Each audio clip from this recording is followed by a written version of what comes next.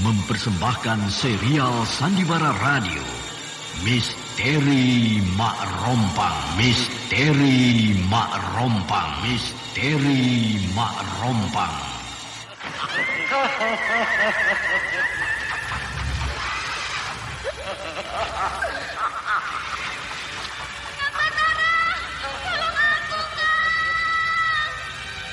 Cepat kemari, Wulan. Mak Rompang. Kisah bangkitnya kembali setiap 200 tahun. Seorang anak manusia yang dapat berganti wajah dan wujud. Terkadang menjadi seorang gadis cantik teramat cantik. Terkadang menjadi seorang nenek tua renta buruk rupa yang selalu menimbulkan prahara dan malapetaka mengerikan bagi umat manusia.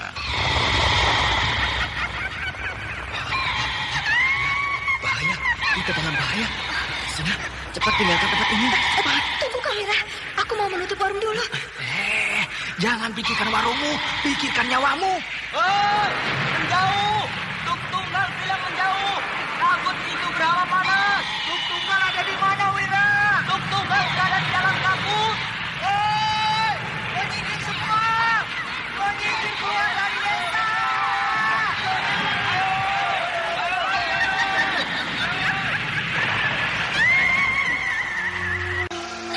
Kang Batara bicara sungguh-sungguh. Iya, karena saya mencintaimu, Wulandari. Mak Rompang diselingi pula tawa ria penuh canda serta kisah cinta kasih yang penuh dengan liku-pilu kehidupan dari dua insan manusia. Awas di belakangmu, Wulandari.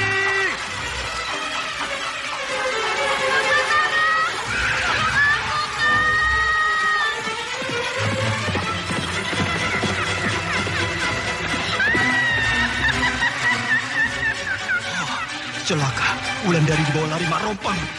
Iya.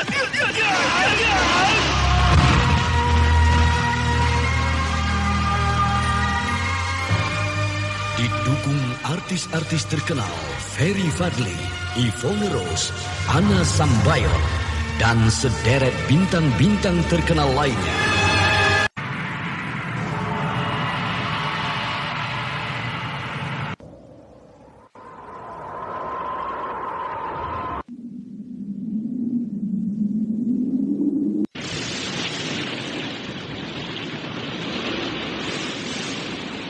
Kata orang, dia tinggal di negeri di balik awan. Di mana letaknya negeri itu, Indang? Di seberang lautan ini. Dengan siapa dia tinggal di sana? Kata orang, dia tinggal bersama adikku yang kedua. Adikku itu laki-laki. Namanya Raki Tandi. Ikutilah episode ke-14. Negeri di balik awan. Negeri di balik awan. Negeri di balik awan. Naskah karya Asmadi Syafar. Seri yang ke-7 ini didukung para pemain Iwanda sebagai Ki Jaro, Manher sebagai Aki Sangkala, Ashari sebagai Ganjar, Ana Sambayon sebagai Mak Rompang, Ferry Fadli sebagai Batara. Anda sekarang masih Mogan mendengarkan sebagai Sandiwara Kikuta, Radio di Susi channel sebagai Memori Kinah, 80. dan pembawa cerita Neni Sumardi. Teknik dan montase Indra Mahendra dengan sutradara Denny Denhas. Pada kisah yang lalu diceritakan, Batara dan Aki Sangkala menuju rumah Mak Rompang. Ketika mereka tahu bahwa Kinah, anak Ki Jaro dibawa lari Mak Rompang ke sana. Namun rumah Mak Rompang itu tidak semudah mencari rumah penduduk biasa. Karena rumah itu tidak akan tampak oleh manusia, kecuali manusia berilmu tinggi. Ketika kedua manusia sakti itu sampai di sana, mereka dihadang oleh Ganjar. Bahkan Ganjar seolah-olah tidak mengenal mereka. Lalu ketika Aki Sangkala mencoba menyuruh Ganjar mundur dari pintu masuk, Aki Sangkala tidak sanggup. Karena Ganjar sudah diberi kekuatan ilmu oleh Mak Rompang untuk menjaga siluman itu selama dia tidur siang hari. Namun, ketika Batara mengusir Ganjar dengan kekuatan ilmunya, Ganjar tidak dapat menahannya. Dia terjungkal sehingga Batara dan Aki Sangkala dapat melewati pintu rumah Mak Rompang dengan leluasa. Lalu dengan cepat Mereka membawa Kinah dari rumah itu karena Kinah dalam keadaan terluka parah. Letakkan di sini saja. Sebaiknya di dalam kamarnya, Jaro. Biar anakmu enak badannya. Baik, Ki. Terus bawa ke dalam, Batara. Iya, Ki, iya.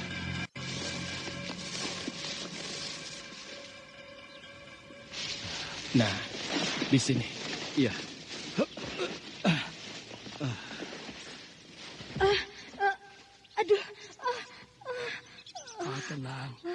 Tenang. Aku akan mengobatimu. Terima kasih, Aki. Terima kasih. Maaf, Aki. Tampaknya Kinah terluka parah. Iya, dia terluka parah. Apakah masih bisa disembuhkan? Sulit, tapi akan aku coba. Aki. Anakku memuntahkan darah segar, Ki. Tenang, Jaro. Aku akan mencoba mengobatinya. Tampaknya tidak ada harapan lagi, Aki. Karena Kinah telah terkena pukulan maut dari Mak Rompang. Iya, aku melihat dadanya membiru dan bengkak. Aki kalah. Saya tidak perlu diobati. Percuma. Saya tidak akan sembuh. Kinah. Betul, Abah. Saya tidak akan sembuh. Percayalah. Kau akan sembuh, Kinah. Aku akan mengobatimu sekarang. Tidak usah, Ki. Tidak usah. Kinah. Ikutilah apa kata Aki Sangkala. Aduh. Kinah. Kinah? Kang Batara. Iya, aku. Saya mengucapkan terima kasih pada Kang Batara. Karena Kang Batara telah menolong saya. Kinah, jangan banyak bicara dulu. Kau harus tenang, kau harus istirahat. Iya, saya harus bicara, Kang.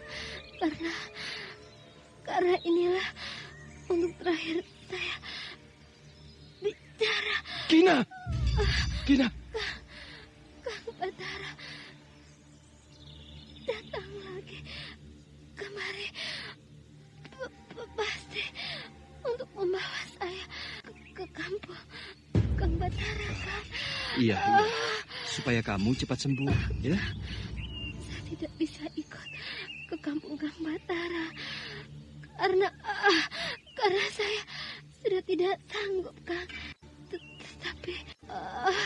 Tapi saya ingin bahwa Kang Batara mencintai saya. Tapi Kinah, yang saya tunggu hanya itu.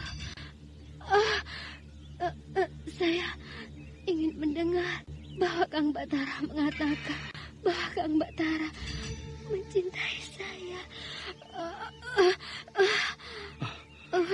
Katakan saja, Batara. Karena dia akan mati. betul begitu, Aki? Betul. Katakanlah. Supaya dia tidak penasaran. Kang. Kinah, aku mencintaimu. Betul itu, Kang. Aku bicara sungguh-sungguh. Terima kasih. Saya tidak penasaran lagi. Saya juga, Kang. Saya mencintai Kang Batara. Cinta kita tidak akan terwujud.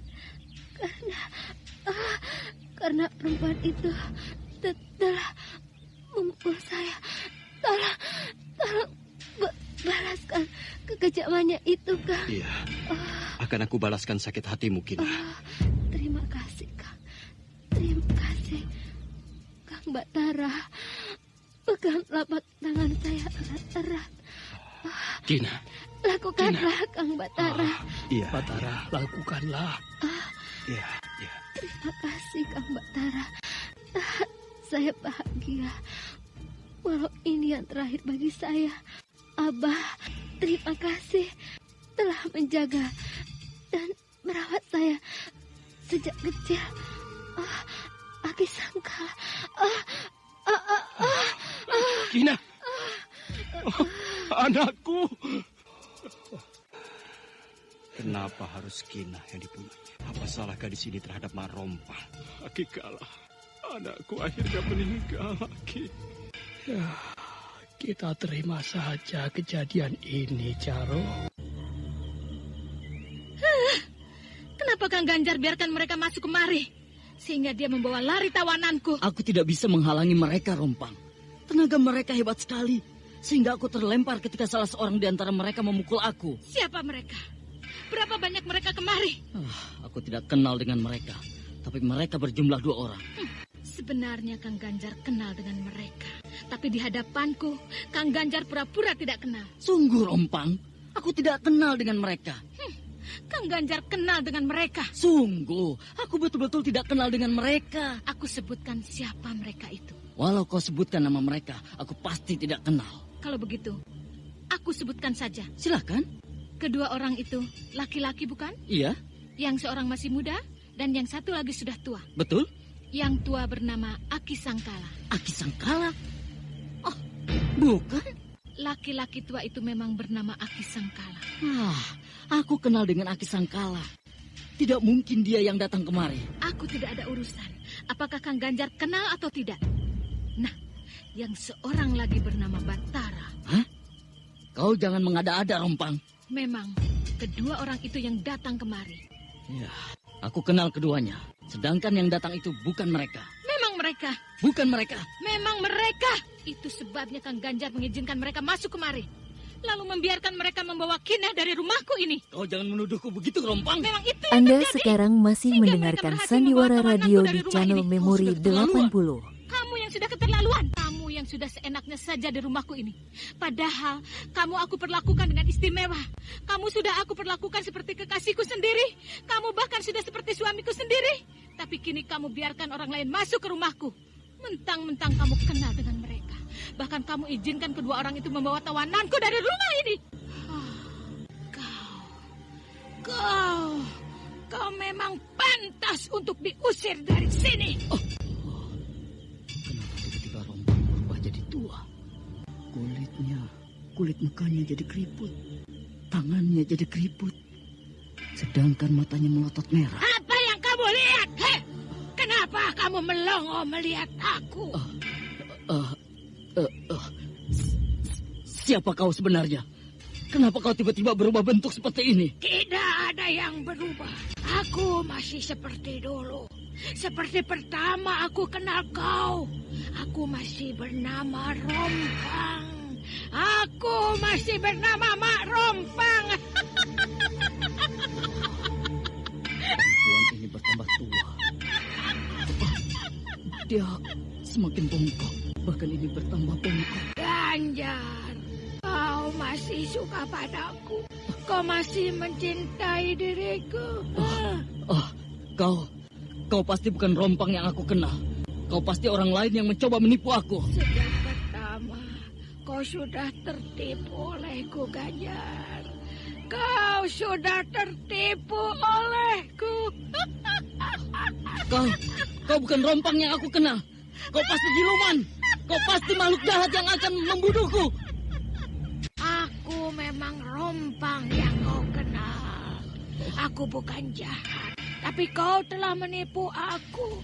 Sehingga kau harus aku bunuh. Aku akan lari. Perempuan tua ini pasti tidak akan bisa mengejar aku.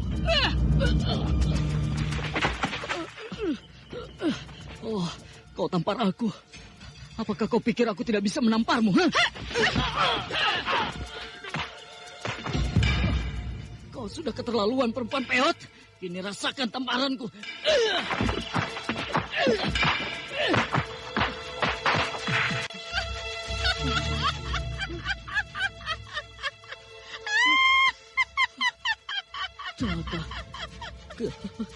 Kenapa tiba-tiba saja yang tinggal hanya kepalanya? Ya, kemana badan perempuan tua itu? Kau aneh melihat wujudku seperti ini. Aku harus lari. Aku sedang berhadapan dengan makhluk aneh yang mengerikan. Nah, ini kepala perempuan itu melayang mendekatiku. Aku harus lari.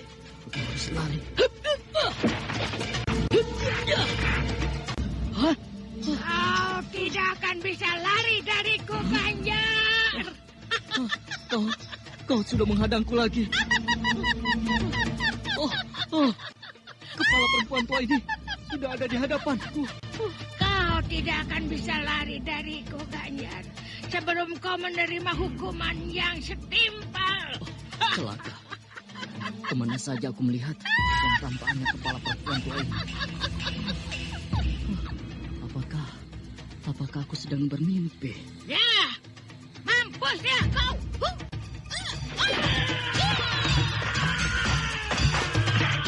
Hanya dalam satu kali pukul, maka tubuh Ganjar melintir melayang jauh di udara. Bahkan tubuh itu semakin jauh menembus langit malam. Dan ketika tubuh pemuda itu menembus kabut tebal yang menyelimuti rumah Mak Rompang, tiba-tiba saja langit menjadi terang.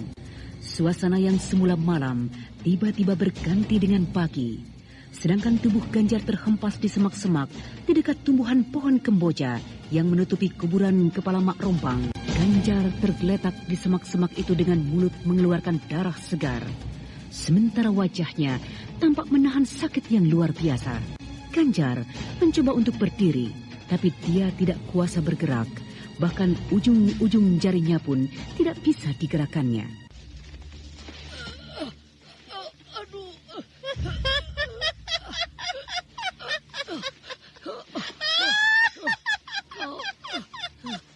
Kenapa kau muncul lagi di sini? Siapa kau sebenarnya? Akulah yang dikuburkan di dalam kuburan ini oleh Ki Jaro dan Batara. Namun kau dan bapakmu membebaskan aku dari dalam kuburan laknat ini. Sehingga kepalaku bisa bebas merdeka lagi. Kemana aku suka. Jadi kepala muka yang kau keluarkan dari dalam kubur itu? Betul, Ganjar. Berarti aku sudah menolongmu. Kenapa kau aniaya aku seperti ini? Karena kau melepaskan gadis yang aku tawan di rumahku.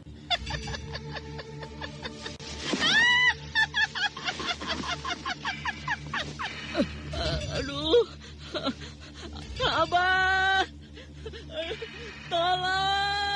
tolong aku, Abah. Aku, Batara dan Ki Jaro, kemarin siang bertemu dengan anakmu di sini, di sekitar kuburan ini. Nah, dia kemarin siang tidur di bawah pohon kemboja itu. Lalu kemana dia pergi, Aki? Dia pergi ke rumah perempuan itu. Perempuan mana? Perempuan yang kepalanya kau gali dari dalam kuburan ini. Jadi? Perempuan itu sekarang sedang mengacau di desa kita ini. Kau sudah lihat bagaimana Kina sampai tewas di tangannya. Ya, seharusnya kau dan anakmu tidak menggali kuburan ini. Atau seharusnya kalian kembalikan kepala yang kalian gali itu ke dalam kuburan ini. Sehingga siluman perempuan itu tidak mengganas seperti sekarang ini. Sudah kami usahakan, Aki Kala, tapi tidak berhasil. Bahkan rambut kepalanya saja tidak dapat kami temukan, Ki. Bagaimana kalau sekarang ini kita pergi ke rumah perempuan itu? Tidak akan bisa, Kuta. Tapi aku, Ki... Tunggu. Jangan melangkah dulu. Ada apa, Ki? Kau perhatikan di bawah pohon kemboja itu. Pohon kemboja yang mana? Tempat anakmu kami temukan kemarin siang. Nah, seperti orang tidur di bawah pohon kemboja itu. Jangan-jangan anakku, Ki. Mari kita ke sana. Oh, Ganjar. Wah, Ganjar. Jar, kenapa kau tidur di sini, Nak? Percuma kau bangunkan. Jar, anakmu sudah mati. Ki Kuta memandang mayat anaknya. Sementara Aki Sangkala memperhatikan leher mayat Ganjar.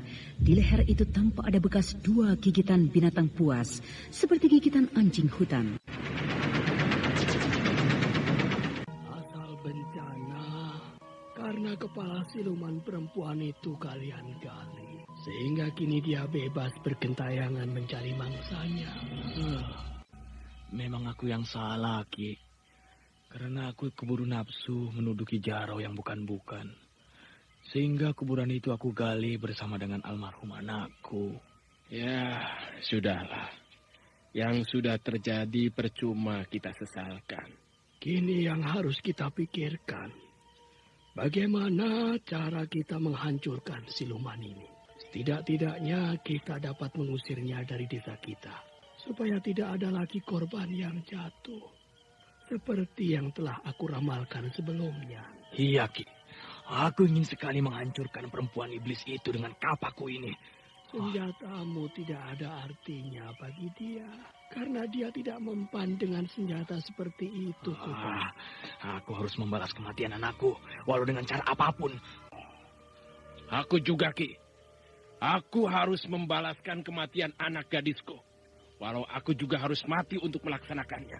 Semangat kalian aku puji. Yang penting sekarang kita harus pikirkan cara untuk membalaskan sakit hati kita ini.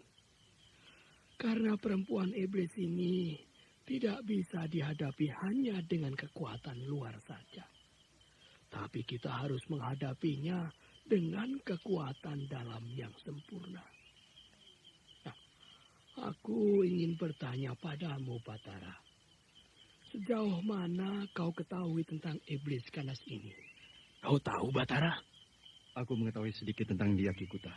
Mungkin dengan pengetahuanku ini, bisa kita pikirkan jalan untuk memusnahkannya.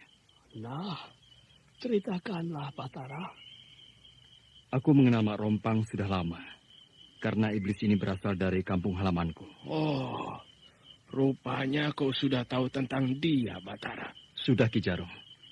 Batara memang lebih tahu seluk-beluknya daripada kita. Nah, sehingga keterangan Batara nanti sangat berguna bagi kita. Oh iya, teruskan ceritamu, Batara.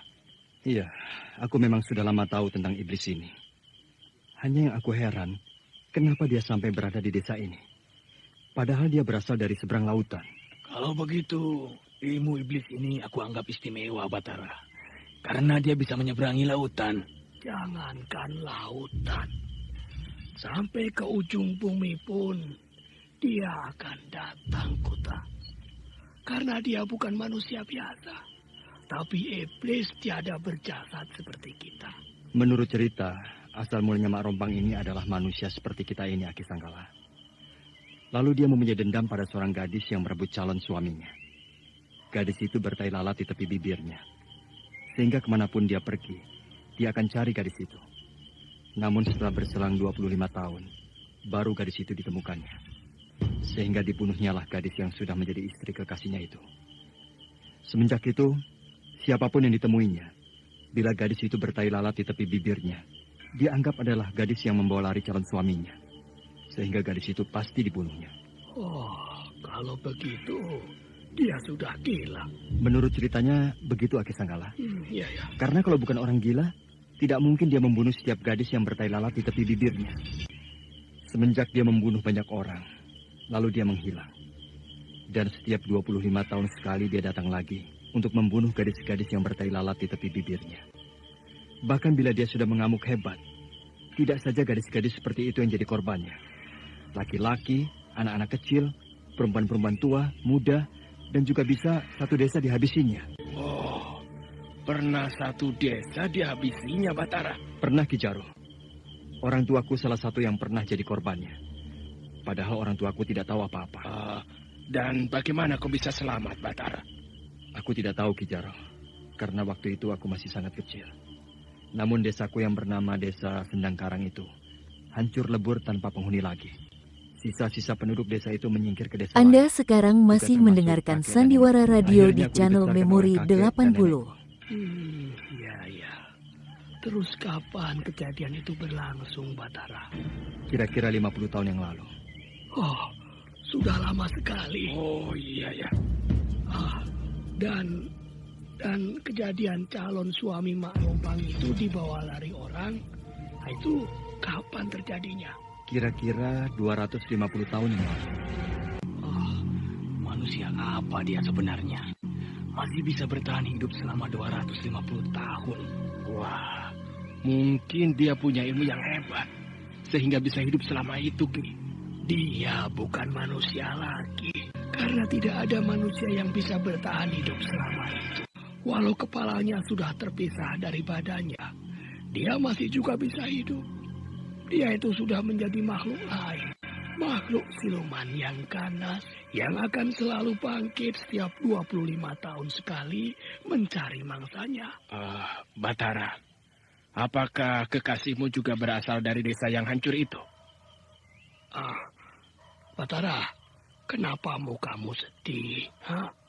Kau ingat kekasihmu? Iya, Ki. Karena kekasihku mempunyai tai lalat di tepi bibirnya. Tentu dia sering mendapat serangan siluman ini. Sering, tapi belum pernah mendapat serangan yang membahayakan jiwanya. Ya, semoga saja tidak terjadi pada dirinya. Dan aku tidak mengharapkan kejadian itu. Apakah desa Sendangkarang itu kini ada penduduknya? Tidak. Desa itu kini sudah menjadi hutan belantara yang angker. Kejadian yang tentu sangat mengerikan bagi orang-orang desa Sendangkarang. Iya, sekarang kita pikirkan bagaimana caranya agar desa Bojong Nangka ini tidak mengalami nasib yang sama seperti desa Sendangkarang. Iya, kita harus pikirkan bagaimana caranya menghancurkan siluman itu. Apakah Ki Sangkala tahu caranya? Sayang, aku tidak mempunyai petunjuk yang lain, sehingga aku belum tahu bagaimana caranya. Apakah kau tahu caranya, Batara? Tidak juga, Ki. Hanya aku pernah membaca di sebuah kitab yang ditulis oleh kakek guru. Di dalam kitab itu dikatakan bahwa kekuatan Mak Rompang akan melemah bila salah satu anggota badannya atau kepalanya bisa dipisahkan menyeberangi lautan. Betul itu? Betul, Aki. Kakek guru sangat tahu bagaimana cara-cara menghancurkan siluman ini. Tapi sayang, kakek guru sekarang sudah tidak ada.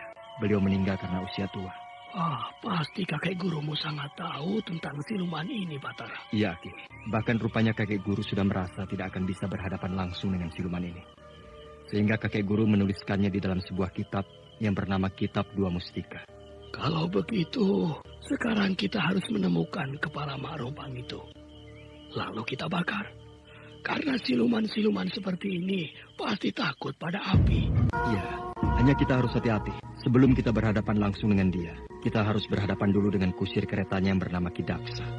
Bahkan kita juga harus berhadapan dengan serigala-serigala siluman piaraannya. Dan juga ribuan ekor burung gagak siluman yang sangat ganas. Benar-benar siluman yang mengerikan. Desa Sendangkarang hancur bukan oleh Mak Rompang, tapi oleh serbuan ribuan ekor burung-burung gagak.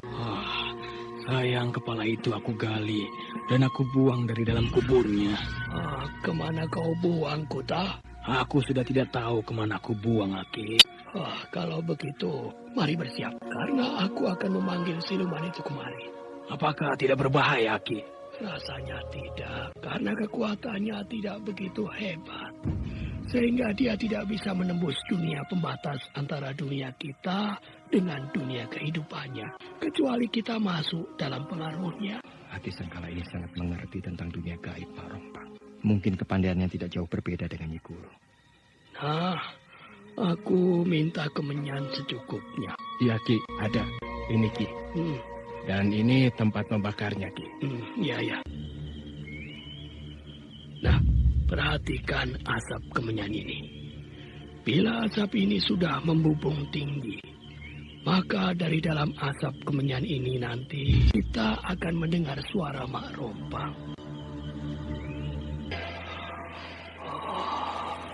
Mak Rompang, datanglah kemari, karena aku yang memanggilmu.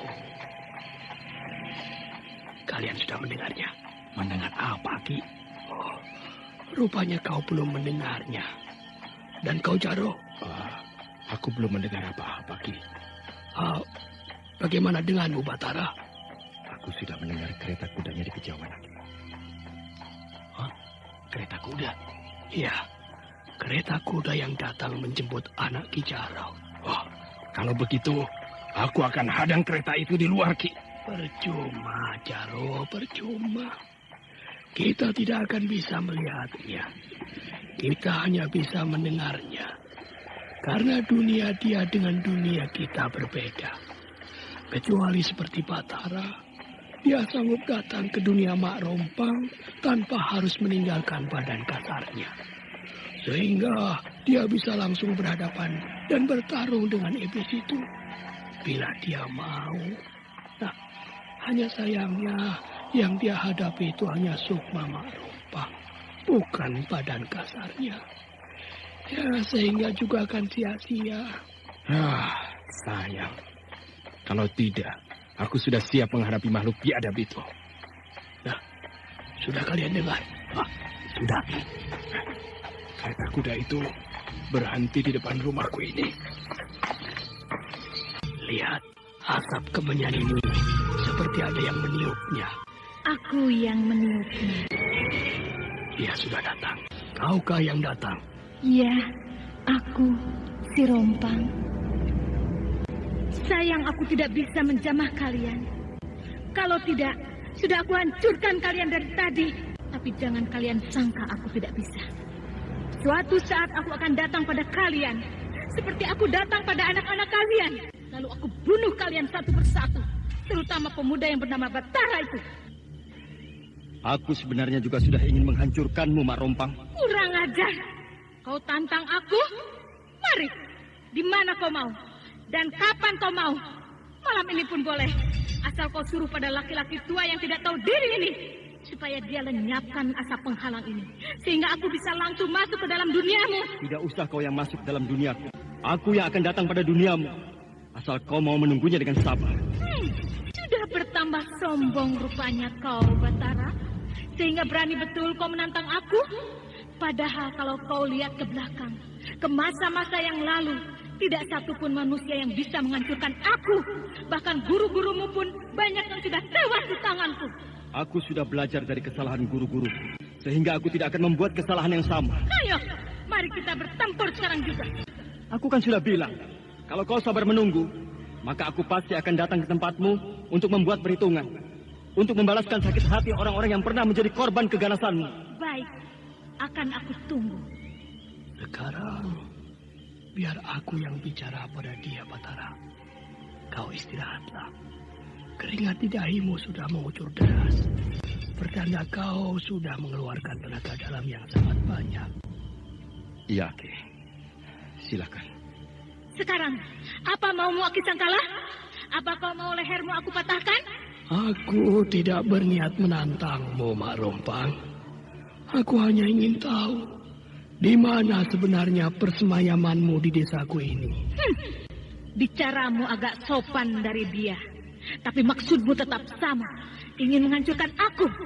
Aku hanya ingin tahu di mana sebenarnya kau berada, Mak Rompang. Itu bukan urusanmu. Yang penting bagiku bahwa desa ini akan aku hancurkan karena penduduk desa ini sudah membuat kemarahanku. Hei, iblis, hadapi aku. Aku Ki Kuta, bapak dari Ganjar. Hei Rompang, kenapa kau diam? Kenapa dia tidak menjawab tantanganku, Aki? Kau tidak bicara dengan kekuatan tenaga dalam, Kuta. Sehingga kata-katamu tidak sampai ke dunia dia. Sayang aku belum menguasai ilmu itu. Sehingga aku tidak bisa bicara dengan iblis yang ada di hadapan kita ini. Dia sudah tidak ada di hadapan kita, Kuta. Dia sudah pergi. Dari mana kita tahu? Apakah Aki melihatnya? Aku tidak melihatnya. Aku hanya merasakannya.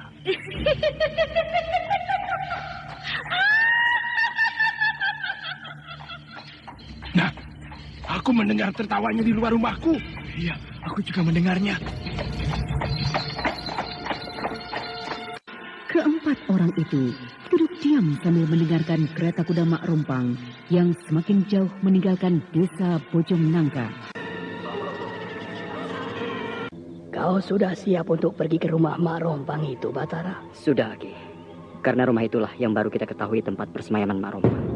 Kau sudah siap untuk menghadapi dia rupanya? Sudah, Ki Sangkala.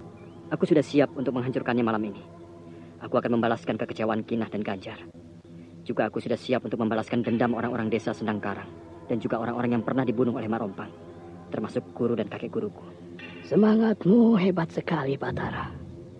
Sehingga harapanku, juga harapan orang-orang desa Bojong Nangka tidak sia-sia bila diletakkan di pundakmu. Terima kasih Aki Sangkala. Tentu harapanku dan juga harapan semua orang, kau tidak terbunuh dalam pembalasan dendam ini, Batara. Aku juga berharap begitu, Aki. Tapi kalau nasibku harus mati di tangan Mak Rompang, apa boleh buat? Aku akan terima nasib buruk seperti itu. Kalau sebenarnya aku juga tidak menghendaki. Untuk itu, aku tidak bisa menemanimu ke sana, Batara. Karena aku tidak bisa pergi dengan badan kasarku. Walau sebenarnya aku ingin sekali mendampingimu. Dan untuk itu, aku titip ini padamu. Anda sekarang masih mendengarkan Sandiwara Radio di channel Memori 80. Kecil. Ya, semoga ada gunanya bagimu. Terima kasih. Aku belum pernah melihat keris kecil ini. Tapi siapa tahu keris ini ada gunanya bagiku nanti. Terima kasih, Aki. Aku akan berangkat sekarang. Ya, silakan. Aku dan yang lain-lain tetap akan menunggumu di kuburan ini. Terima kasih. Doakan aku. Ya. Sebentar lagi aku akan sampai di rumah Mak Rompang. Ya.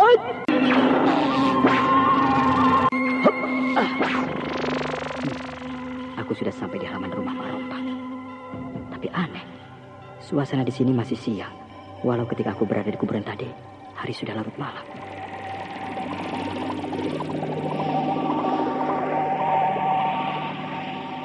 Halaman rumah ini diselimuti kabut, sehingga rumah itu tampak samar-samar olehku. Bagus, sudah datang kau mengantarkan nyawamu padaku. Aku datang untuk menghancurkanmu. Hebat benar kata-katamu. Tapi mari kita buktikan. Tiba-tiba rumah itu hilang. Tiba-tiba sekelilingku menjadi gelap. Kau sekarang seperti orang buta kan, Batara? Sialan, belum apa-apa sudah diserang seperti ini. Sehingga aku berada di dalam gelap. Aku tidak akan bisa menghadapi serangannya kalau dia tiba-tiba menyerangku. Dengan mudah kau akan bisa aku bunuh. Sehingga kau akan menyusul gurumu ke alam baka. Dia bicara dari arah samping kiriku. Aku yakin kalau serangannya akan berasal dari samping kiri. Aduh. Belum apa-apa kau sudah jatuh, Batara. Tiba-tiba saja dia menendangku dari arah depan. Aku senang berhadapan denganmu, Batara. Persis seperti kucing sedang mempermainkan tikus. Aku benar-benar dalam bahaya. Bahkan aku bisa mati bila terus-terusan diserang seperti ini. Apakah aku harus mati lebih hina dari guruku? Aku mendengar sebilah senjata dicabut dari sarungnya. Kau dengar aku mencabut pedang dari sarungnya? Suara Mak Rompang ada di depanku. Hari ini kepalamu akan aku kirim ke desa Sendang Karang. Baik. Aku tidak punya pilihan lain kecuali mempertahankan diri dengan sebilah keris kecil pemberian Aki Sangkala ini.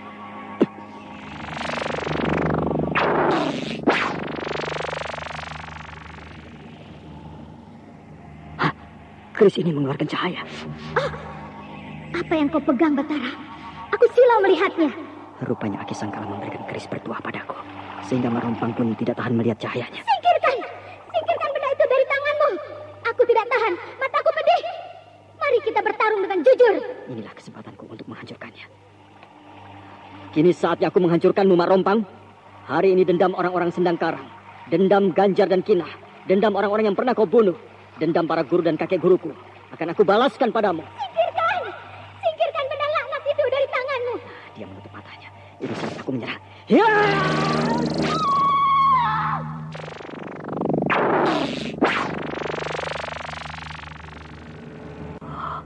Lehernya putus kena seranganku.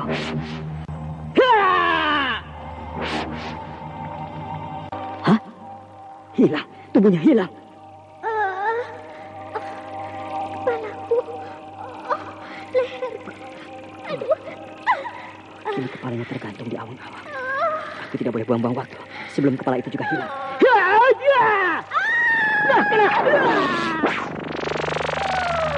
Pergilah kau.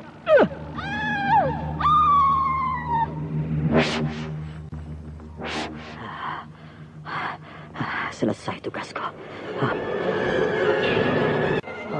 Sekarang kalian lihat, daun pohon-pohon kemboja itu sudah berhenti bergoyang. Berarti pertarungan antara Batara dan Mak Rompang sudah selesai.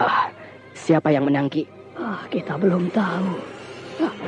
Lebih baik kita tunggu saja. Semoga Batara mengalahkan Mak Rompang, Ki. Kalian dengar itu? Oh, iya, Ki. Iya. Iya, Ki. Ada benda jatuh di sana. Mari kita lihat. Hei! Angkat obor kalian tinggi-tinggi supaya sekeliling tempat ini terang. Ayo angkat. Ayo angkat yang tinggi obornya. Iya. Nanti. Kau lihat itu? Kepala orang. Itu kepala Mak Rompang.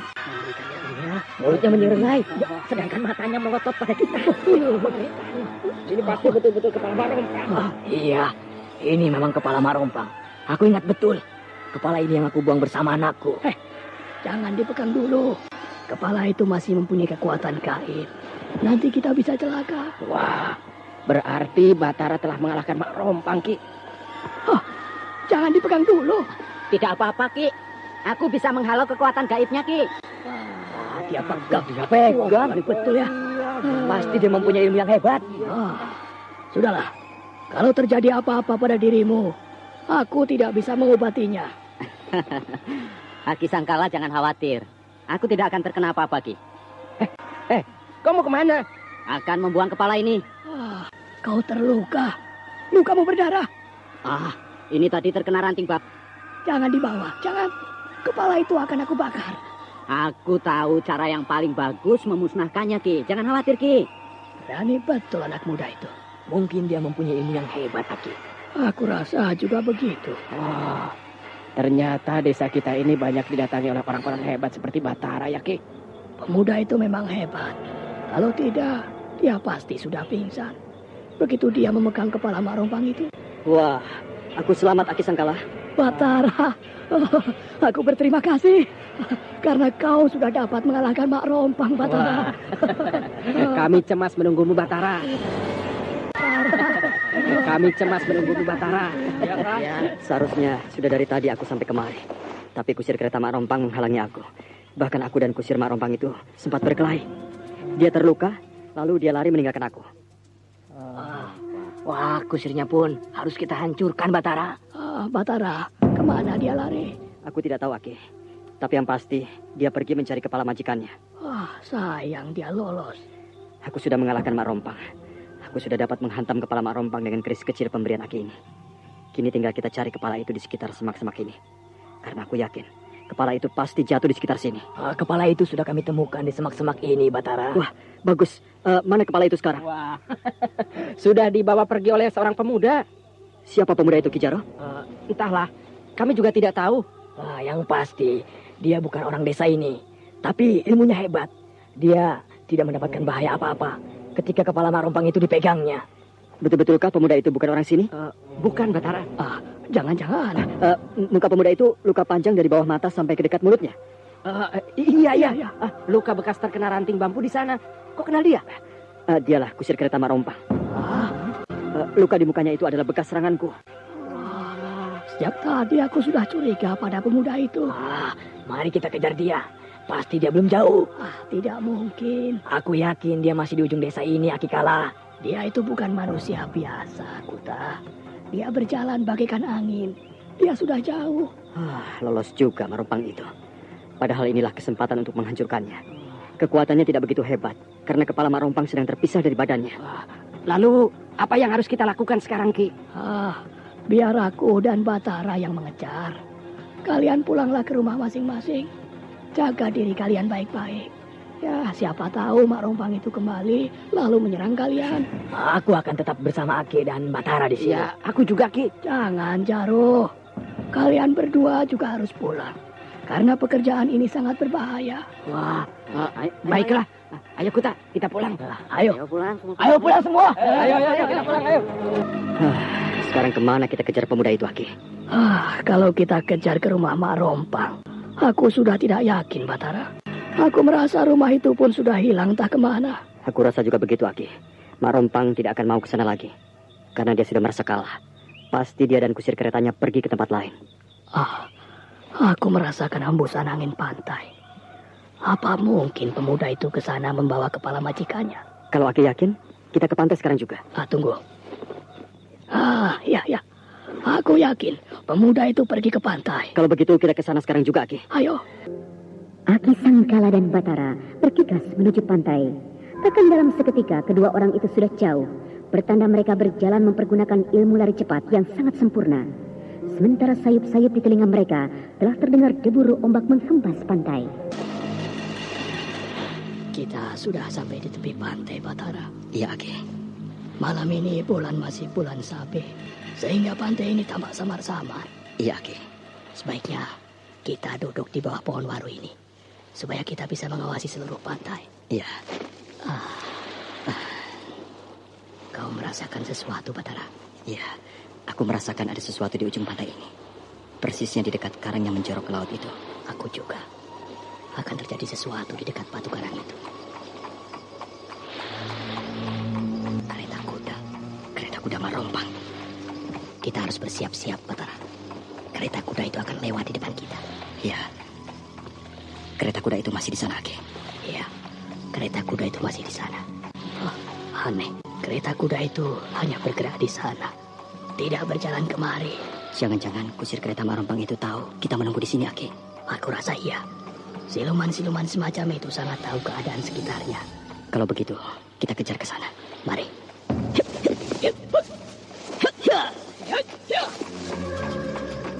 Kereta kuda itu bergerak menuju ke tengah laut, Aki. Cepat hadang, sebelum kereta kuda itu masuk ke laut. Bagaimana, Batara? Terlambat, Aki. Kita terlambat. Aneh. Apakah Marompang itu siluman laut, sehingga dia bisa bergerak ke tengah laut tanpa ada gangguan dari penghuni laut ini? Rasanya tidak, Aki. Hanya penghuni laut ini belum tahu bahwa daerah mereka dilalui oleh Marompang tanpa izin. Nah, Aki, lihat. Kereta kuda itu membelok kembali ke pantai. Iya. Kereta kuda itu membelok ke balik bukit itu. Rupanya Marompang hanya ingin menghindar dari kejaran kita saja. Aku akan kejar ke sana, Aki. Jangan. Pantai di balik bukit itu daerah angker. Belum pernah orang yang selamat sampai ke sana. Tapi aku harus bertemu dengan kusir kereta itu. Kita harus merebut kepala Marompang dari dia. Jangan, Batara, jangan. Aku yakin Marompang tidak akan kembali lagi ke desa Pojok Nangka ini. Biarlah dia bertemu dengan dedemit-dedemit penghuni pantai di balik bukit itu. Itu bukan urusan kita lagi. Marompang itu licik, Aki. Dia pasti kembali lagi kemari. Inilah saatnya kita menghancurkannya. Jangan, Batara. Pantai di sana angker, percayalah. Aku harus ke sana, Aki. Aku harus hancurkan Marompang. Batara, kembali, Batara. Pemuda itu sangat berani. Aku saja belum tentu mau ke daerah angker itu. Ma Ici tertidur pula sekali. Aku tidak usah membangunkannya. Mau kemana kau, Wulan? Ma Ici terbangun. Maaf kalau saya mengganggu tidur Ma Ici. Aku masih tidur ayam. Pasti kau akan ke pantai lagi malam-malam begini. Iya, Ma. Bukankah malam ini bulan bersinar penuh? Siapa tahu wanita cantik itu ada di tepi pantai. Tidak bosan-bosannya kau menunggu dia, Wulan. Saya ingin ikut dengan dia, Ma Ici, supaya saya bisa bertemu dengan kekasih saya. Percuma, Wulan. Biasanya wanita itu tidak akan muncul lagi kalau sudah bertemu dengan manusia seperti kamu. Siapa tahu nasib saya sedang baik, Ma, sehingga saya bisa menjumpainya malam ini di pantai. Hati-hatilah. Pantai tidak selalu ramah pada kita. Kita sudah mengenal seluk-beluk pantai itu, Wulan. Iya, Ma Ici. Saya akan hati-hati. Ma Ici, saya pergi. Iya. Kenapa Ma Ici tadi memandangku seperti tidak senang? Matanya menatap tajam. Tidak ada tanda-tanda dia baru bangun tidur. Aneh. Benar kata Ma Ici. Perempuan itu tidak datang. Padahal aku sudah lama berdiri di bawah pohon kemuntung ini. Tapi aku akan tetap berdiri di sini sampai hari pagi. Siapa tahu nasibku baik, sehingga aku bertemu dengan perempuan itu. Aneh. Tiba-tiba ada jalan yang membentang dari pantai ini sampai ke tengah laut. Apakah perempuan itu akan datang sekarang? Apakah aku bernasib baik malam ini? Semoga saja. Sehingga aku tidak akan berlama-lama menunggu Kang Batara di tepi pantai ini. Apa itu? Benda apa yang bergerak di jalan yang membentang ke tengah laut itu? Aku melihat lentera berkelip-kelip di ujung jalan itu. Kereta kuda. Kereta kuda Marompang. Aku hafal betul bentuk kereta kuda itu. Aku harus bersiap. Siapa tahu aku harus berhadapan dengan Marompang malam ini. Kereta kuda itu sudah semakin dekat.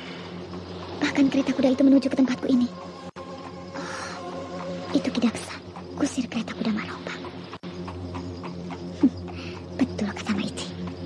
Kadang-kadang pantai ini tidak ramah padaku. Anda sekarang masih mendengarkan Sandiwara Radio di channel Memori 80. Aku tidak mau mendapat serangan lebih dahulu. Kenapa kereta kuda itu tidak berhenti? Kereta kuda itu hanya lewat saja di dekatku. Sementara Kidaksa mengepit kepala Mak Rompang di tangan kanannya. Kepala Mak Rompang? Dulu aku juga melihat kereta kuda itu masuk ke dalam laut. Sedangkan Mak Rompang tertinggal di tepi pantai ini. Dan Mak Rompang tidak berkepala. Pasti Kidaksa masuk ke dalam laut untuk mengambil kepala Mak Rompang. Dan tadi kepala itu sudah didapatkannya. Kenapa aku baru sadar sekarang? Tadi Kidaksa hanya memandangku dengan bengis. Tapi dia tidak menghentikan kereta kudanya. Baru pulang kau sepagi ini, Wulan? Iya, Maici. Sepagi ini Maici sudah membersihkan halaman rumah. Ya, supaya badanku tetap sehat. Kata orang kalau pagi-pagi begini kita sudah bangun dan melakukan sesuatu, maka badan kita akan tetap sehat. Iya. Badanmu lesu, Wulan. Pasti semalaman kau tidak tidur. Iya, Maici. Mata saya mengantuk sekali. Kau memang harus beristirahat. Apalagi tadi malam kau hampir saja dapat bahaya. Maici tahu? Aku mendengar kereta kuda itu lewat di samping rumahku ini malam. Dan pasti kereta kuda itu juga melewati tempat kau berdiri di bawah pohon kemuntung itu. Maici tahu semuanya. Pasti Maici juga pergi ke tepi pantai tadi malam. Aku tidak kemana-mana. Aku hanya tahu kalau kau pergi ke tepi laut, kau pasti berdiri di bawah pohon kemuntung itu. Iya bukan? Iya. Sekarang pergilah beristirahat. Aku tidak ingin tidur. Aku ingin membantu Maici membersihkan halaman ini. Tidak usah. Aku bisa memungut daun-daun ini sendirian. Kau harus istirahat. Pergilah. Aku tidak mengantuk, Maici. Walau aku tidak tidur semalaman. Pasti kau akan bertanya sesuatu padaku, sehingga kau paksa matamu untuk tidak tidur. Tidak juga, Mak. Sudahlah. Tanyakanlah. Apa yang akan kau tanyakan padaku? Rupanya Maici tahu apa yang ada dalam hatiku. Aku sudah tua, Wulan. Sudah banyak mengenyam kehidupan. Maici, apakah Maici tidak berniat lagi menunggu suami Maici itu di tepi pantai? Ya, kalau ingin bertemu dengan suamiku, tentu aku mau, Wulan. Tapi aku sudah bosan menunggu di tepi pantai. Tidak pernah ada hasilnya. Yang aku temukan hanyalah perempuan itu lagi. Bagaimana? Dulu aku juga sama sepertimu. Hampir setiap malam aku menunggu perempuan itu di tepi pantai dengan harapan agar aku bisa bertemu kembali dengan suamiku. Tapi setelah 25 tahun tidak ada hasilnya, maka aku menjadi putus asa. Dan memang sampai saat ini aku tidak pernah lagi bisa berkumpul bersama suamiku. Bagaimana kalau kita bersama-sama memaksa perempuan itu untuk membawa kita ke negerinya, Maici? Sudahlah, Wulan. Kerja itu akan sia-sia. Mataku tidak bisa dipejamkan. Padahal sejak tadi pagi aku belum tidur sedikit pun. Malam ini aku masih ingin pergi ke tepi pantai. Karena malam ini adalah malam purnama. Tapi tubuhku letih sekali. Kau belum tidur, Wulandari? Belum, Maici. Apakah kau akan pergi ke pantai lagi malam ini? Iya, Mak. Tapi rasanya badanku letih sekali. Sebaiknya kau harus istirahat supaya badanmu segar bangun pagi-pagi nanti. Iya, Mak. Maici pun sudah masuk ke dalam kamarnya. Pasti perempuan tua itu akan tidur. Dia tidak akan menjahit malam ini. Wulandari mencoba memejamkan matanya, sementara Maici sedang berkemas-kemas di dalam kamarnya yang sempit. Lalu perempuan tua itu mengintip Wulandari. Perempuan tua itu ingin memastikan apakah Wulandari sudah tidur. Maici masih mengintipku dari balik pintu kamarnya.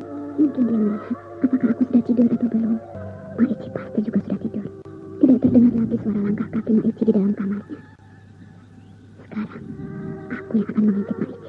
Apakah dia sudah tidur atau belum? Aku tidak akan membuka pintunya, supaya Maici tidak terganggu. Aku akan mengintip dari celah-celah dinding itu. Tidak ada.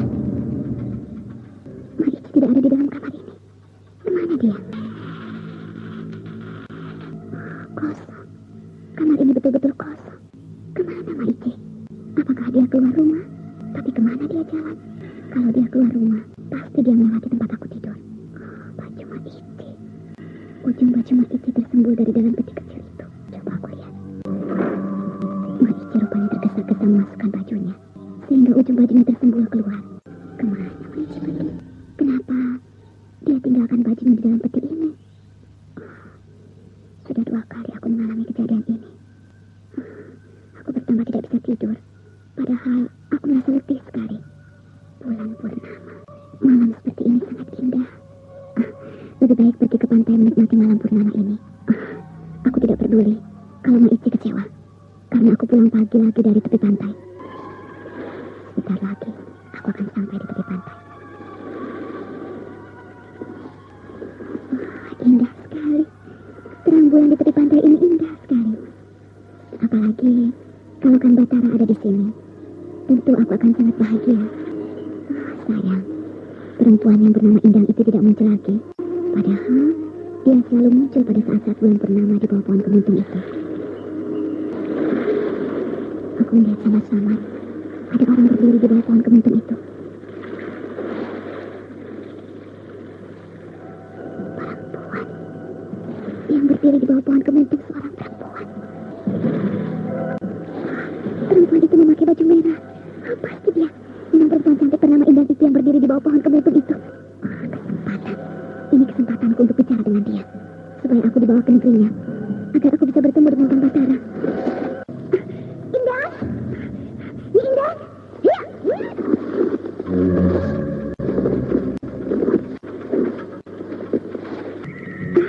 Indang? Kamu lagi? Iya aku. Apa mau menemuiku sekarang, Bang? Aku ingin bicara denganmu, Indang. Aku tidak ada waktu untuk berdebat denganmu, Indang. Aku menemuimu bukan untuk berdebat, Indang, tapi untuk memohon. Memohon apa? Aku berharap Indang mau membawa aku ke negeri Indang. Kenapa Indang diam saja? Aku sudah tidak suka bicara denganmu. Aku datang ke pantai ini untuk menikmati malam purnama. Jadi aku harap kau jangan mengganggu aku. Dia masih sombong seperti dulu. Maaf nih Indang, aku tidak mau mengganggumu, tapi hanya memohon supaya aku bisa kau bawa ke negerimu, supaya aku bisa bertemu dengan kekasihku. Negeriku tidak akan bersedia menerima perempuan seperti kamu. Kenapa? Karena kau sombong. Bicaramu seenakmu. Kau suka menuduh orang yang tidak-tidak. Tinggal itu lagi kekuranganmu. Terutama, kau suka menyakiti hati orang. Sehingga pasti penduduk negeriku tidak suka padamu. Indah salah duga. Aku tidak salah duga. Kau memang begitu. Bukankah dulu kau juga bicara denganku? Dan bicaramu sangat menyakitkan hatiku. Aku tidak mau hal itu terjadi lagi sekarang ini, Mulan. Sialah perempuan ini. Aku dianggapnya tidak ada artinya. Jangan-jangan dia bersikap begini supaya dia tetap bisa memiliki Kang Batara. Atau mungkin juga Kang Batara sudah dipengaruhi di sana. Lalu suatu saat Kang Batara akan dijadikan suaminya. Kurang ajar. Kenapa kau memaki, Wulan? Karena aku tahu kau berniat memiliki kekasihku. Nah, kau mulai menuduh yang bukan-bukan. Persis seperti pertemuan kita yang pertama dulu. Aku tidak menuduhmu, tapi kenyataannya begitu. Siapa yang ingin memiliki kekasihmu, Wulan? Kamu? Aku? Ya. Kalau tidak, pasti kau kembalikan kekasihku. Aku tidak sebobrok itu. Aku tidak seburuk itu, Wulan. Hati-hati menuduhku. Kalau tidak, kenapa tidak kau bawa aku ke negerimu? Supaya aku bisa bertemu dengan Kang Batara. Aku kan sudah bilang bahwa orang-orang di negeriku tidak akan mau menerimamu. Sedangkan kekasihmu memang tidak ada di negeriku. Kau benar-benar perempuan murahan. Sudah kau rebut suami Maici, lalu sekarang kau berusaha merebut kekasihku. Indah, Indah, tunggu dulu. Dia berlari dan kini masuk ke dalam laut.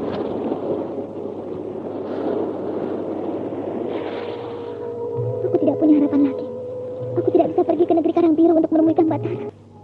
Kang Batara, apakah cinta kita akan berakhir sampai di sini? Kau dari pantai lagi, Wulan? Wulan, kenapa kau diam? Kenapa kau murung pagi ini? Tadi malam aku bertemu dengan perempuan itu, Maici. Dia berdiri di bawah pohon kemuntung. Tapi dia tidak mau membawaku ke negerinya. Bahkan dia menuduhku yang bukan-bukan. Aku tidak akan bisa lagi bertemu dengan kekasihku, Maici. Wulan, aku kan sudah bilang, jangan pergi ke tepi pantai lagi. Karena banyak hal-hal yang tidak kau mengerti di sana. Bukankah kau bisa celaka? Lebih baik aku mati saja. Tidak ada gunanya lagi aku hidup, Maici. Sudahlah, jangan suka berniat yang bukan-bukan. Tidak baik. Lalu apa gunanya lagi aku hidup? Kalau orang yang aku cintai tidak akan bisa lagi aku jumpai. Perasaan itu memang ada di setiap orang yang sudah jatuh cinta, Wulan. Aku dulu juga begitu. Tapi sekarang aku sudah rela. Aku sudah pasrah. Tapi aku tidak bisa, Maici. Aku tidak bisa melupakan Kang Batara. Sekarang kau tidurlah. Kau perlu istirahat. Sudah 2 hari 2 malam kau tidak tidur. Aku tidak bisa tidur. Mataku tidak bisa dipejamkan. Aku selalu teringat pada Kang Batara. Wulan, aku hanya khawatir kau nanti jatuh sakit. Wulan dari. Rupanya kau tidur pula sekali. bangunlah Wulan, hari sudah hampir senja. Kepalaku pusing, Maiji. Kepalaku terasa berat sekali. Oh, kau demam Wulan. Tubuhmu panas sekali. Iya, tubuhku panas. Aku rasa aku agak demam. Nah, betul kan? Aku sudah bilang tidak baik pergi setiap malam ke tepi pantai. Nanti kau sakit. Sekarang kau benar-benar sakit. Tidak apa-apa, Maiji. Besok aku akan sembuh. Tidak mungkin. Sakitmu ini agak berat. Biar aku ambilkan obat. Kenapa Maiji ini baik sekali padaku? Kenapa dia penuh perhatian padaku? Apa maksudnya? Apakah dia senang karena ada kawannya di rumah ini? Nah, ini. Minumlah. Oh, obat apa ini, Maiji? Ini obat ramuan dari tumbuh-tumbuhan laut. Minumlah. Khasiat obat ini bagus sekali. Betul? Iya. Kalau kau minum, maka panas badanmu akan hilang. Kau akan segar seketika. Terima kasih. Bagaimana rasanya, Wulan? Rasanya tawar, tapi juga dingin. Tidak lama lagi tubuhmu akan terasa segar. Rasanya seluruh tubuhku disiram air dingin. Aku merasa segar. Aku merasa sehat kembali. Nah, badanmu berangsur-angsur segar, Wulan. Tidak panas seperti tadi. Iya, aku merasa segar. Tubuhku seperti disiram air dingin. Tidurlah.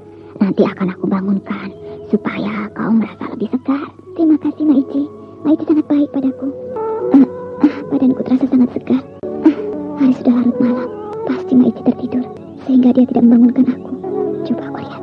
Apakah Maiji sudah tidur pulas atau masih membuat jala yang baru? Kosong. Kamar ini kosong. Kemana Maiji? Sudah 2 malam dia tidak ada di rumah. Di dalam peti ini hanya ada pakaian yang dipakai Maiji sehari-hari. Jangan-jangan Maiji juga pergi ke tepi pantai menemui perempuan itu. Atau Maiji juga ingin pergi ke negeri Karang Biru menemui suaminya. Tapi kenapa dia harus meninggalkan pakaiannya di dalam peti ini?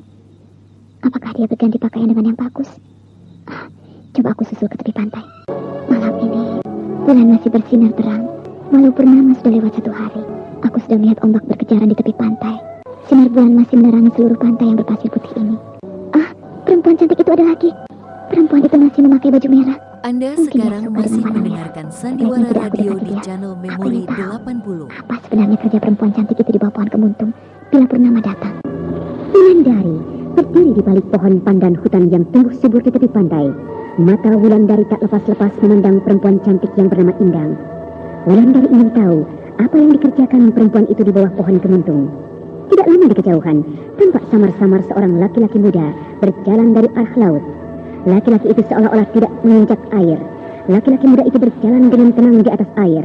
Lalu laki-laki muda itu menuju ke bawah pohon kemuntung, ke tempat perempuan cantik itu berdiri.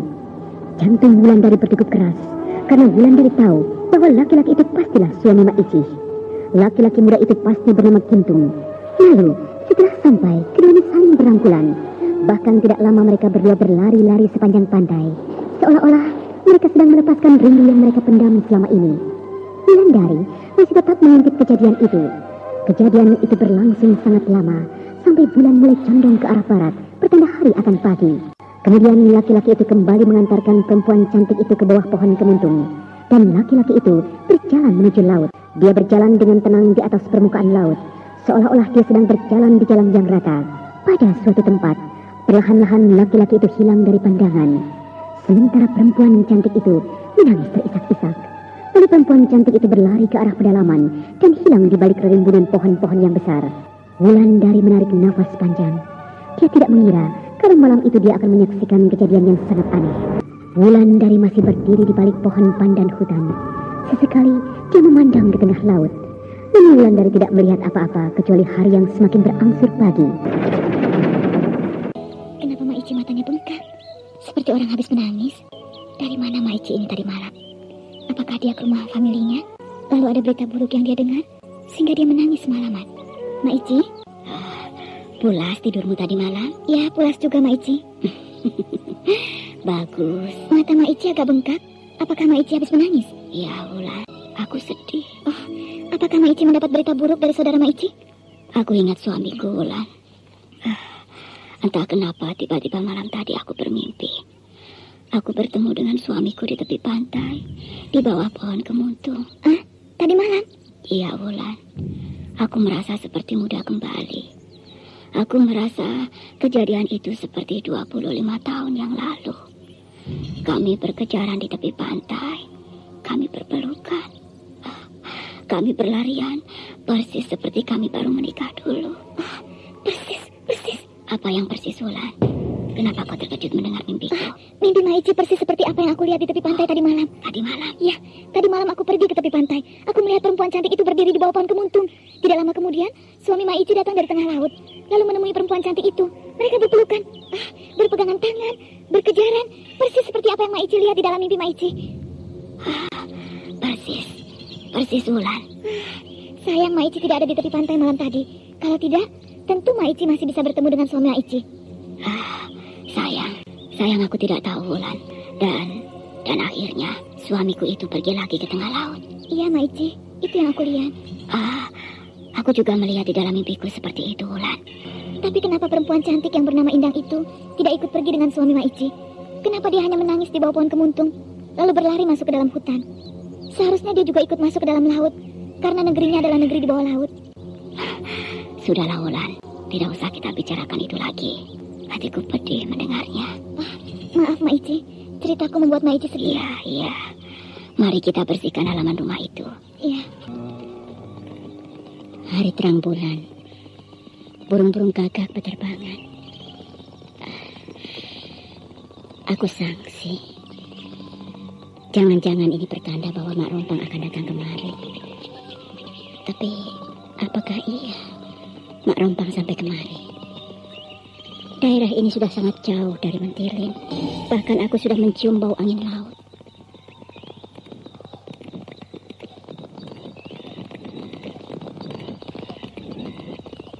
Burung-burung gagak itu terbang ke pedalaman. Bukan arah ke laut.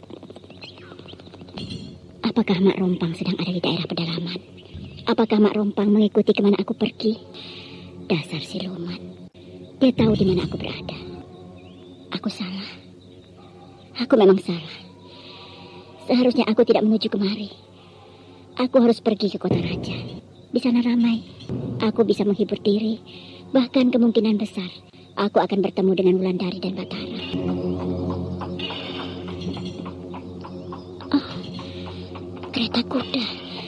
Aku mendengar suara kereta kuda. Aneh. Suara kereta itu berasal dari sana. Bukan dari pedalaman. Aku harus bersiap. Aku tidak mau mati konyol di hutan ini. Aku harus mengadakan perlawanan malam ini.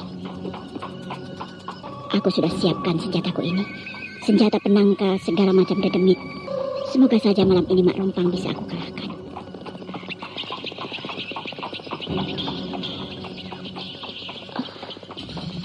Ada lagi serombongan burung gagak terbang rendah di atas kepalaku. Dan aku yakin sebentar lagi pasti kereta kuda yang membawa Mak Rompang itu akan lewat di sini. Aku sudah melihat lentera kereta kuda itu berkelip-kelip di kejauhan. Nah, kereta kuda itu sudah dekat sekali.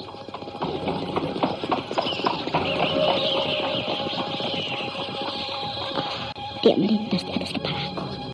Kusir kereta kuda itu tidak memperdulikan aku. Dia sibuk mengendalikan kereta kudanya, sementara tangan kirinya mengepit sesuatu. Apa yang dikepit oleh si Daksa tadi ya? Apalagi ini? Bayangan apa yang berdiri di hadapanku? Apakah ini Ki Daksa? Apakah dia akan membuat perhitungan denganku? Siapa kau? Tunjukkan sosok tubuhmu supaya aku jelas melihatmu. Kalau tidak, akan kuhajar kau. Oh, hebat kau sekarang, Sepi. Siapa orang ini? Aku tidak jelas melihat wajahnya. Walau kakimu lumpuh, walau tangan kirimu buntung, tetapi semangat juangmu itu tetap tinggi. Siapa kau? Hei, bayangan yang tidak aku kenal wajahmu ini. Sudah lama kita tidak bertemu, sehingga kau lupa kepadaku. Tapi tidak apa-apa. Siapa kau? Aku tidak perlu mengatakan siapa aku. Nanti kau akan tahu juga. Sialan. Mau apa kau berdiri di hadapanku? Apa perlu aku serang lagi? Percuma. Kau tidak akan bisa menyerangku. Karena aku hanya bayangan dari tubuhku yang sebenarnya. Kurang ajar. Dia masih mempermainkanku juga. Aku datang kemari untuk memberitahukan kepadamu bahwa yang baru saja kau lihat itu adalah kereta kuda Mak Rompang. Sedangkan yang dikempit oleh kusir kereta itu adalah kepala Mak Rompang. Sayang kau baru tahu sekarang, padahal Mak Rompang terpisah dari kepalanya sudah hampir 6 bulan yang lalu. Siapa kau ini? Jangan bertanya dulu. Dengarkan keteranganku ini. Aneh. Bayangan siapa ini? Suaranya pernah aku kenal.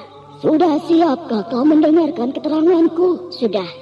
Kalau saja kau tahu sejak dahulu, maka Mak Rompang itu bisa kau kalahkan. Karena kau hanya tinggal mencari kepala atau badannya, lalu kau kuburkan, sehingga habislah kekejamannya. Tapi sayang, tidak ada orang yang tahu tentang hal itu. Sehingga kini bencana dari Mak Rompang akan tetap ada. Karena kusir keretanya sudah mendapatkan kepala majikannya. Kini, kusir kereta itu sedang mencari tubuh Mak Rompang. Dari mana Kisanak tahu? Kalau kepala dan badan Mak Rompang itu dikuburkan, maka selesailah kekejamannya. Kau tidak usah tahu dari mana aku tahu tentang hal itu. Tapi kalau kau baca dengan cermat isi kitab Dua Mustika yang aku tulis, maka kau akan mengerti. Kitab Dua Mustika? Oh, Guru, maafkan aku. Aku tidak mengenal Guru. Karena aku hanya melihat bayangan yang samar-samar. Guru, apakah Guru... Oh, bayangan guruku ke Pandai Urat sudah hilang. Aku berdosa. Aku tidak mengenal guruku. Sepi. Nah, aku mendengar suara guru. Hati-hatilah. Karena kau sudah berjalan terlampau jauh. Sedangkan Mak Rompang bisa saja sewaktu-waktu datang menyerangmu. Iya, Guru. Sebelum dia datang menyerangmu, lebih baik kau yang mencari tubuhnya. Lalu kuburkan tubuhnya itu sebelum kusir keretanya mendapatkan tubuh Mak Rompang. Baik, Guru. Aku akan cari Kementilin. Siapa tahu ada di sana. Tembong, kamu suka malam terang bulan seperti ini? Suka. Tapi kenapa wajahmu murung? Apakah kamu tidak suka kita duduk-duduk di belakang rumah seperti ini? Suka, sangat suka. Karena aku belum pernah tahu kalau di belakang rumah almarhum Kirekso ini ada taman yang luas dengan pohon-pohon yang rindang. Kok jawabanmu seperti itu? Loh, kenapa? Kamu tidak mesra? Pasti kamu ingat istrimu di Tegalsari. Kandini, kan aku sudah bilang bahwa aku tidak pernah mengingat-ingat dia lagi. Dia bukan perempuan yang pantas untuk aku cintai. Hanya kamulah sekarang yang selalu ada dalam hatiku. Betul? Betul. Tapi kamu tidak pernah senyum. Kamu masih cemberut seperti tadi. Apa yang kamu pikirkan sebenarnya, Tembong? Apakah kau tidak percaya kalau aku sungguh-sungguh mencintaimu? Aku percaya. Atau kau takut kalau kita akan kalah dalam penyerbuan besok pagi di Tegalsari? Tidak. Lalu apa? Ayo bilang, apa yang membuatmu gelisah seperti itu? Aku takut kalau bukan kita membuatmu hamil. Oh, itu tidak mungkin. Tapi aku, bukankah kita tidak terikat dalam suatu perkawinan? Kenapa itu yang membuatmu bingung, Tembong? Aku sendiri tidak bingung. Aku tidak cemas. Jangan itu yang kau pikirkan. Aku tidak akan hamil. Aku tidak akan kenapa-kenapa. Sekarang mari kita nikmati malam yang indah dengan sinar bulan yang terang benderang ini, Tembong. Ya. Kita harus bersenang-senang. Kita harus mengendorkan pikiran kita supaya besok pagi kita merasa segar dalam melakukan penyerbuan ke Tegalsari. Iya. Hah? Burung-burung gagak. Kamu melihat burung-burung gagak tadi, Tembong? Iya. Kau takut? Tidak. Hebat. Padahal orang lain sudah ketakutan bila melihat ratusan burung-burung gagak terbang rendah seperti tadi. Kenapa? Karena bencana pasti datang. Oh, iya, aku tahu. Bencana itu datang dari Mak Rompang. Kau takut? Entahlah. Kalau kau tahu, Kandini, apa yang aku takutkan besok, pasti kau akan membunuhku. Karena aku takut dalam penyerbuan besok istriku Aning terbunuh. Kalau begitu, tidak salah aku memilihmu jadi kekasihku. Karena kau sekarang bukanlah Tembong yang dulu, tapi kau adalah Tembong yang berani menghadapi bahaya. Iya. Kamu sudah mengantuk? Belum. Kamu mau sampai pagi kita di sini? Tapi sebaiknya kita istirahat. Hari sudah mulai larut. Kita di sini saja. Aku suka malam terang bulan seperti ini. Apalagi besok. Akulah orang pertama yang akan membunuh Ani. Bila perempuan murahan itu aku temukan di dalam rumah Kisabrang. Kamu jangan cemas, Tembong. perempuan itu akan aku lenyapkan. Karena dialah yang telah merusak hidupmu dan juga hidupku. Iya. Kalau sampai Aning terbunuh, bagaimana ya? Padahal dari seseorang yang aku percayai, bahwa Aning selama di dalam rumah Ki Sabrang belum pernah bisa disentuh oleh Raden Wangsa. Aning masih setia padaku. Tapi aku yang sudah tidak setia pada istriku itu. Hei, melamun lagi ya? Aku mengantuk. Jangan tidur dulu. Kamu harus menemani aku di sini. Hah? Suara kereta kuda? Kamu dengar suara kereta kuda itu, Tembong? Iya. Kau takut? Tidak. Hebat. Kau rupanya sudah menjadi orang pemberani sekarang. Tembong sudah tidak peduli lagi dengan keadaan sekelilingnya. Dia memikirkan Aning, karena dia tahu Kandini tidak main-main dengan kata-katanya. Dan Dini pasti akan membunuh Aning bila istri Tembong itu ditemuinya di dalam penyerbuan nanti. Nah, pendengar yang berbahagia, ikutilah lanjutan kisah ini esok hari pada waktu dan gelombang yang sama. Demikianlah tadi serial Sandiwara Radio Misteri Mak Rompang episode ke-14 Negeri di Balik Awan, dipersembahkan oleh Denhas Adia Suara bekerja sama dengan PT Sinar Effendi Murni, produsen tablet obat kuat Aladina, obat terlambat bulan Menpas Kapsul, tablet obat kuat dan pegal linu Duta Rema, dan jamu godok Cap Gorilla. Terima kasih atas perhatian Anda. Sampai jumpa.